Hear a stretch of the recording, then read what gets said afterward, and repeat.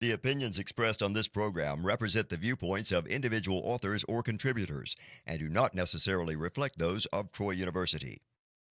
This is Alabama Politics with Steve Flowers, an in-depth interview with Alabama's top political newsmakers. Now, from the studios of Troy University, here is Steve Flowers.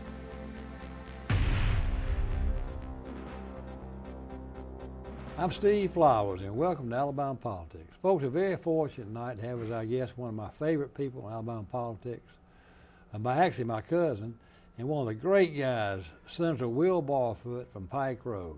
Will, good to have you on the show again. Always good to be here. Thank you, Steve. I always have my best friends in the River Region, senators and legislators on here. Have you and Reed Ingram and Clyde Chambliss, Kirk Hatcher on.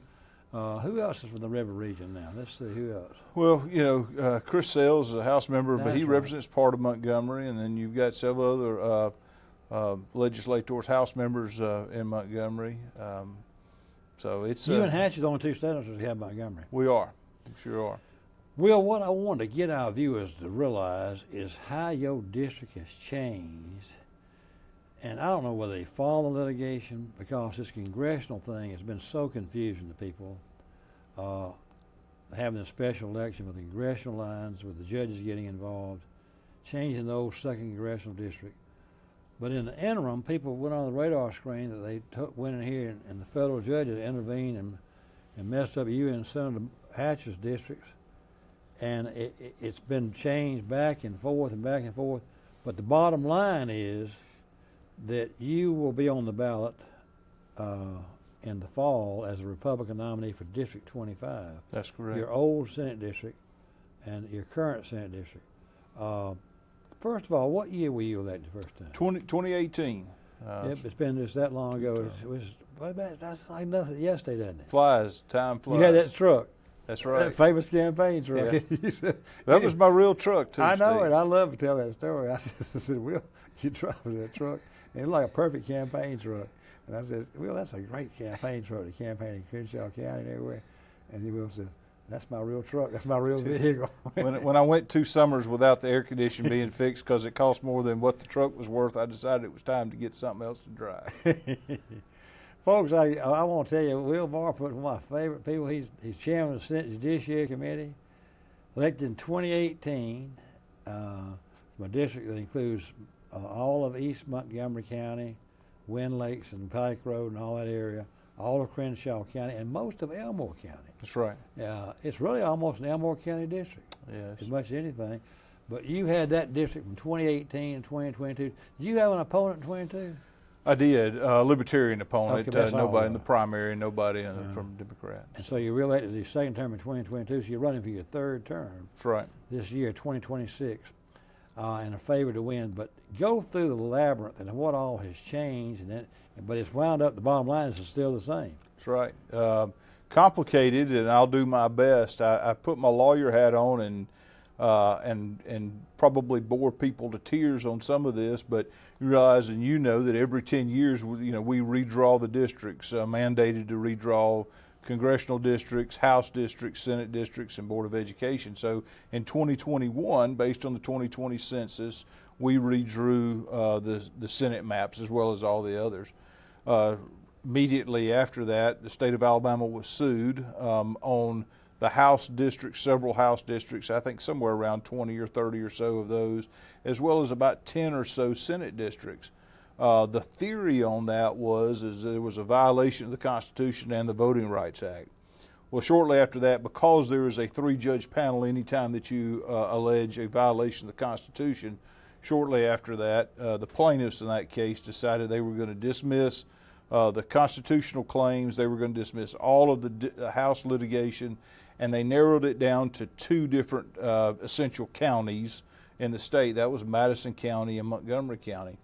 And throughout the course of the litigation that went from 2021 up until a couple of months ago, actually still pending, but there was a lot of twists and turns there, which included the court finding that we had violated the Voting Rights Act as it related to Montgomery County. And so there was a court-drawn map. There was somebody who was appointed a special master to oversee that process. And the courts actually selected a map that was drawn by an 18, 19-year-old young man who was a student at Alabama, and that was the map that the court imposed, at least for several months.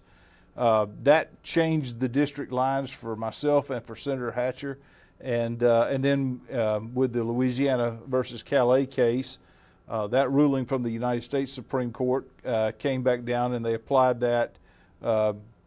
We were able, the federal courts actually said at the 11th Circuit, hey, switch the lines back, and we switched the lines back. So essentially, I'm back in the district that we drew based on the 2020 census. Which is a fair thing. Yeah. You know, a lot of viewers probably have seen this happen over the years, but I've written about this. I'm almost of the opinion that the 1965 Voting Rights Act was needed. It was necessary because the South really had discriminated against black folks and all throughout the 1900s, but the act itself was passed by Lyndon Johnson, and ironically, the four southern states that voted against him in the presidential election, or 5 states, were the only ones included in the Voting Rights Act. Oh. So quite frankly, I'm not sure it was not more vindictiveness than to do the right thing, because Lyndon Johnson was not on the moral high ground of trying to pass civil rights. But having said that, it was passed, and the South has been under the thumb of the Justice Department to draw lines congressionally and legislatively for all this time. You know, and you being a lawyer and a very good one, and our viewers know this, that the Supreme Court has consistently ruled we can't get involved in political issues. It's the job, and the Constitution gives the right for the state legislatures to draw the lines. And so I think what they're saying in your case and in the congressional case is the Voting Rights Act has served its purpose. There's going to be time to change. And I think that's essentially what some of the justices on the Supreme Court have alluded to, that you know, a period of 50, 60 plus years that you've seen seismic changes in the way things are handled. And they also said, I think simultaneously, as well as with other cases, that you know, politics can determine, and political affiliation, it's okay to draw those maps based on that. Well, that's true. And you take, for example, why is it right for Massachusetts, who has 20 congressional seats and 38% of the people voted Republican for president, they have no Republican congressional districts. I mean, so that's just political. Right. So Alabama ought to have the right to do some of the same things. Agree. But your district's back where it was primarily almost like it was. It is, exactly. But you do have a Democratic opponent. I do.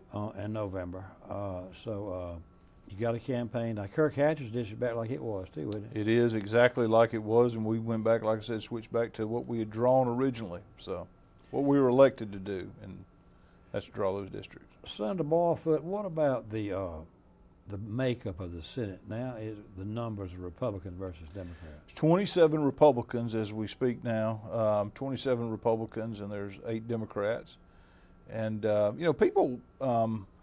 This may not be a popular thing to say, and it probably will surprise folks. We don't see eye to eye on all political issues, but by and large, I think there's a congeniality between Republicans and Democrats in the Senate, and even in the House, obviously, that you don't hear about in Washington, D.C. Yes, we fight about issues, and yes, policies are different, but it's almost like being a lawyer, Steve. You can go in a courtroom, fight with somebody, and they think, boy, they're really mad at each other, and you know, you're doing your job, and you're doing the best that you can for your client in the courtroom or the people that you represent in the State House. You know, y'all do have a lot of congeniality. You know, there's a lot of really good quality Democratic state senators that have had some experience, too, up there. I like Singleton a lot. I think Singleton's straight. Now, he takes it too far sometimes. Smitherman's good. Now, all the Democrats are coming back, aren't they? I believe Smitherman, Singleton, Billy Beasley's coming back. The only white Democrat's Billy Beasley from Barber County. The other 7 Democrats are all African American. Hatcher, Singleton, Smitherman, 2 ladies, Vivian Figures from Mobile. Now, who are the other 2 ladies from Birmingham? Senator Coleman Madison and Senator Coleman, also from Jefferson Oh, that's County. Marika Coleman. That's right. So that gets the Democrats. Now, there's going to be only a few changes in the Republican ranks. Tom Butler didn't run again. Right. Jack Williams ran for Agriculture Commissioner and Law, so his seat will be a new person. And then somebody beat Albritton. That's right. Down there in that area. So that's only 3 changes, isn't it? That's right. It's unusual.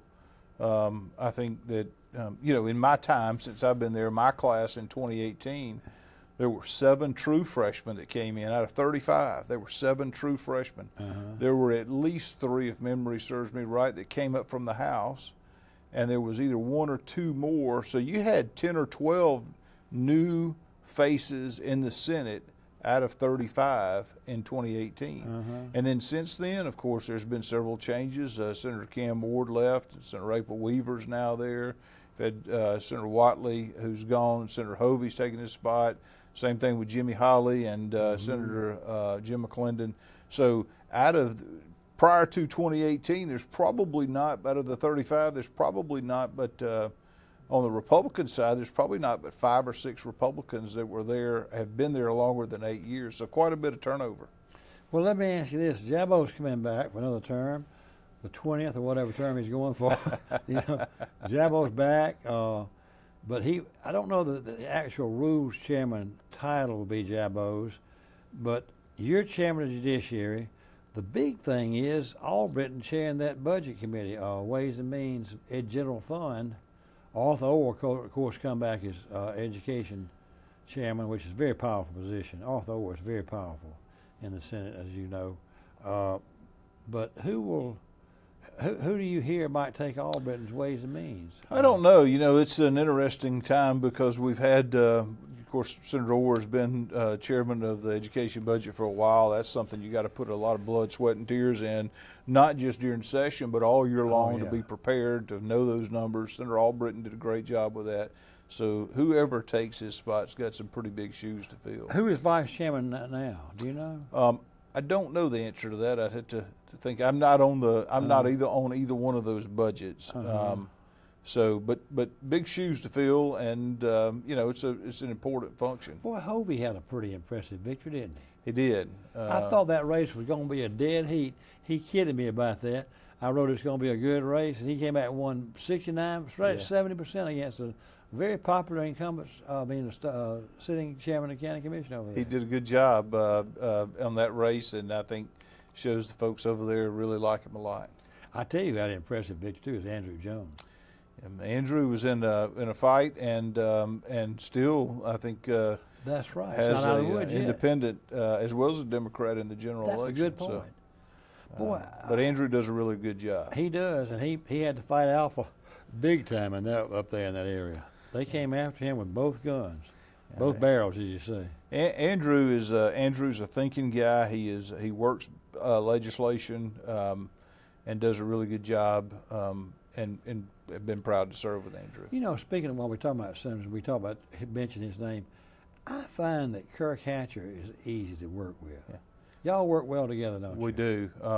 Contrary to some public opinion, maybe, but Senator Hatcher is, and I've said this in Republican meetings, so we don't agree on a lot of policy. The politics of it are different. But just a personal relationship, I get along great with Kurt, and we have had some very good conversations. Plus, his word's good. Yeah, that's an important thing. It really is. Kurt, he's real popular in his church. He sings. He sings a lot. Sings a lot of funerals. You know that? I did, and or do, and when Senator Greg Reed was there, both of them were singers, and I thought, boy, they should maybe start a band some kind of way. I know. They wouldn't have invited me, though. Will, you had a very popular bill, I'm not saying Montgomery has got a bad rap, but they having a lot of crime problems. And you went after some kind of legislation to do something last year that passed the Senate, but it failed to pass the House, didn't it? It affected Montgomery County. What did you do about that? Yeah, so, and you may know this, Steve, so I've never been in law enforcement, but my daddy was a retired policeman from Montgomery Police Department, had an uncle that was a policeman here, and 2 other uncles that were state troopers. So I've seen it from the family side of the equation, what those men and women in law enforcement have to go through. And it's difficult in the best of times when you're fully staffed.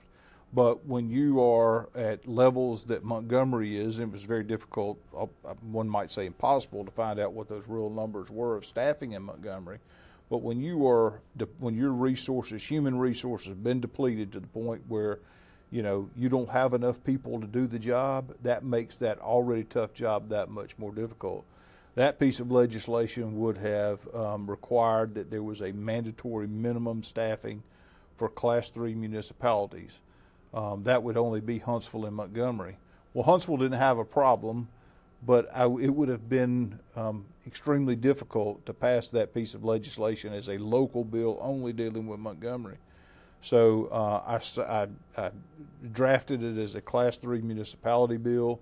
Again, Huntsville doesn't have the problem. You've seen even Birmingham, and I don't know all the stats in Birmingham, but what I do know is that they hired about 200 officers in about a year's period of time. Pretty remarkable. Montgomery has not been able to do that, not get to the numbers that we need. So it would require that minimum staffing level, and if Montgomery had not met that minimum staffing level or an increase to get to that, it would have allowed ALEA to come in and take over some of the administrative functions, including being able to work with or contract with the Sheriff's Office. The Sheriff's Office and Sheriff Cunningham are doing a great job for Montgomery County, and they've also been recently involved within the city of Montgomery. So it would have allowed the Sheriff's Department to continue that, but to get them paid, because currently they're not being paid. You've had a hard time getting to know the numbers exactly. Under this bill, it would have required, because you got to know the numbers you get to the thing. Why they balk at telling you how many policemen they have here? Well, I think the public statement, and I don't want to mischaracterize it, but the public statement is they didn't want the bad guys to know how many officers they have. Well, the good guys need to know how many officers that they have, though. And so I'm hopeful that those numbers will increase on their own. If not, though, there's another legislative session coming up, and Lord willing, we'll be able to address that then. I'll couple that with what Senator Tuberville, hopefully soon to be Governor Tuberville, has said, is that there are going to be some changes, and I'm looking forward to that. Well, I think you and Coach Tuberville will work closely together. Yes, sir. Y'all are friends, aren't you? Yes, sir. I was asked that. I spoke to the Huntsville Rotary Club yesterday, and I was asked that question about how Tuberville will do. I said he's got more friends in the legislature than people realize. He and Ledbetter are real close friends. He stayed in Ledbetter's house when he ran for the Senate. I didn't know that. Yeah, they're close, and he'll have a real good relationship. I mean, you've got a good relationship with him. He and Gudger have a real good relationship, don't they? They do. I think you'll see. I've been in, as you said earlier, for 2 legislative cycles, and we've worked well with Governor Ivey's office on various things, including law enforcement pieces of the equation, tough on crime kind of legislation. But it's going to be interesting to see the difference between governors. You've seen the difference in governors, so I'm looking forward to seeing what the next quadrennium is like with soon-to-be Governor Tuberville. I think he's going to do a good job. He's getting prepared for it and everything. I think he wants to make some change. He keeps saying what he wants to make changes. He'll say, I want to change it, but I don't know if he ought to be throwing stones at Kay Ivey. She's not done a bad job. It's almost like he indicates that there's been a lot of bad things going on. I got to say this, there's not been one hint of scandal or any kind of corruption in Kay Ivey's entire 10 years as governor. She's run a good ship and done a good job, in my opinion. I don't know. I do know one thing he's adamant about. He's going to change all the cabinet positions. He wants to have a whole clean sweep of that. What do you foresee he wants to do as far as changes? Well, I said, I want to change Montgomery and that sort of thing. I don't know what he's talking to. Have you talked more specifically with him about that? Well, not recently, but I'll tell you this. It's kind of like, and I use a story of a chef who thinks they've got the perfect recipe, and everybody loves the cake that they bake. But another chef comes in, and they may want to tweak it just a little bit, right? And so I think from governor to governor, that's what happens. And so I think he comes at with a different vision, a different lens through the coaching mentality, obviously, know what it takes to have a winning team. And I think he'll put his own spin on that and keep the good and try to improve on where he thinks things can be improved on. We'll talk about that. I came from an era when governors changed every 4 years. We had a governor, Wallace could not succeed himself. That's why he ran Lurleen in '66. He tried to pass a special succession bill. There was no, so we'd have a good governor's race every 4 years. Right. And we've been waiting for a governor's race for 10 years, and then lo and behold, we have a race in Tubal that ain't got no opposition hardly. I mean, like walks into the governor's office. Right. I mean, like all those of us who write and talk about it, been waiting. Well, God, Kay got to run again, and she ran again and ran again, and nobody ran against her much, and then time came for, to this thing, and Tubal ran everybody out of that race. Well, the real races, I guess, have been in the primary for Attorney General, Lieutenant Governor. I mean, there were some exciting races there. Yeah. U.S. Senate, that was an exciting race, just, from a spectator standpoint about what happens in politics. I think, certainly on the AG's race, I'm excited about Catherine Robertson being the new AG. She got a race in November. But you'll work well with her, won't you? You need to as Judiciary Chairman. Yeah, we've worked closely with her. We worked real well together throughout the past couple of cycles, and some of the bigger pieces of legislation she was real involved in some of those crime bills that we put together and passed. Well, she'll be a good Attorney General, and we got new officers and Lieutenant Governor. Got a new Lieutenant Governor to preside over the Senate now. But however, my observation is that y'all have taken most of the power back that really is inherently designed in the Constitution for the pro tem and leadership to have in the Senate. So I'll say this, I don't know the Lieutenant Governor's office has a lot of power. Now they go on some committees and everything. Sure. Back before my time, I think at one point in time the Lieutenant Governor had a lot of authority and power, and the changes that have been made before my time may have been personal. The recent changes were not. They were just an effort to separate, the executive branch from the legislative branch. And so looking forward to see the next 4 years how that works. And it's going to be a fun time, and I think there's an opportunity to do some good things for Alabamians. Back in that day you're talking about when guys like Jerry Beasley, Lieutenant Governor for 8 years, they had a lot of power because they appointed the committees. But that power was given to the Senate. The Senate Right. gave them that power. And it really was not inbuilt in the Constitution. That's a rare thing, right? To give up power willingly to somebody else that somebody else could tell you what to do. It was really a partisan thing when it happened too, because Siegelman was governor and Steve was a Democrat, and Steve Wyndham was lieutenant governor as a Republican, and they took the power away from Wyndham because of the partisanship. Right. There was a total Democratic legislature, Senate especially. Times have changed, haven't they, Steve? They really have. 27-8 is a pretty big majority. It is. One of the big seats that's up, really contested seats is John Roberts up and Tom Butler's. Is that a contested race up there? It is a contested race, and so hopefully the folks will get out and Well, he got a Republican nomination almost cat-free. I mean, he did. I don't think there was. I'm not even sure there was any opposition, anybody running against him. But that seat is more of a middle of the road seat now, I think. Is all of Huntsville? Gavan's got a Huntsville too, though. He does. He's got I don't know the exact lines up there, but Senator Gavan's got, I think, essentially inside of Huntsville. And of course, Madison County, I think, total is represented by 7 different senators, at least pieces and parts of it. That's right. I think Livingston goes in there. I believe that's correct. Goes into the county anyway. I think Senator Orr might have taken part of Madison County. Kitchens, Butler, Gavan. I don't know, Livingston, if I didn't say Livingston. So there's a lot of senators that represent Madison County, which is, a lot different than, say, Montgomery County's got 2.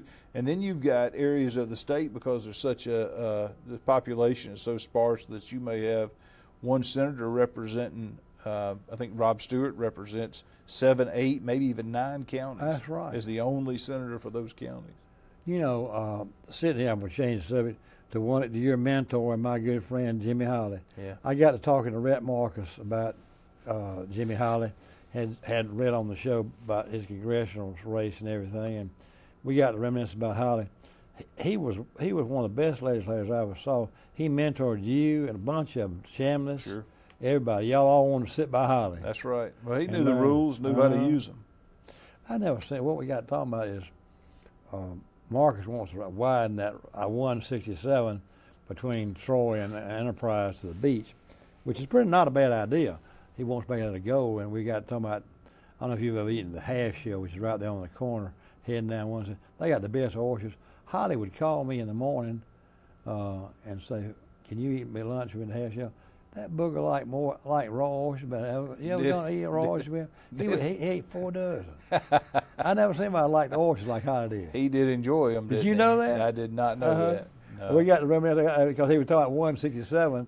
I thought about that road going down there. I said, "Well, Marcus, you ever talk about Holly?" But he said he knew about Holly liking those raw oysters. You know, we spoke it when Senator Holly retired, and you and I were at the same retirement event that he had in Pike County in Troy. Thanks for coming down there. That was nice you did. Well, I always enjoyed being around him. But if you remember one of the comments I said, it was absolutely, I believe, to be the truth, is that Senator Holly was the E.F. Hutton of the Senate, that when he spoke, everybody listened. He sure did. And that was really true. He knew the rules better than anybody. Well, Will, I tell you one thing, I think you'll be okay in your re-election, be coming for your 3rd term, but folks need to remember it's a big election year. You know, Alabama's unlike most states elect their senators and congressmen and everything. I mean, senators, representatives, and constitutional officers, and what's most people consider off-year elections. That's right. You know, most people elect their constitutional officers and legislators in the same year as president, but our big elections this year, and folks, it's right around the corner. This is election year in Alabama, and Senator Will Barfoot's on the ballot for his 3rd term, representing Elmore, Crenshaw, and a good part of Montgomery County. He's a good man, a good senator, so y'all keep old Will Barfoot in mind, and we thank him for taking time out of his busy schedule as a lawyer and a state senator here in Montgomery to be with us, and we thank you viewers for watching. Hope you'll be with us next week for This Week in Alabama Politics. Thank you, Senator. Thank you, Steve. Appreciate you. Thank you.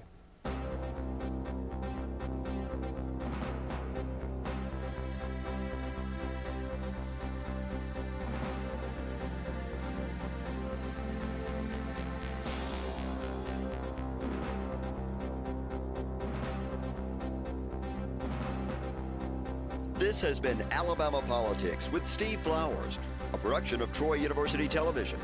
Opinions expressed on this program are not necessarily those of Troy University, its administration, faculty, staff, or students.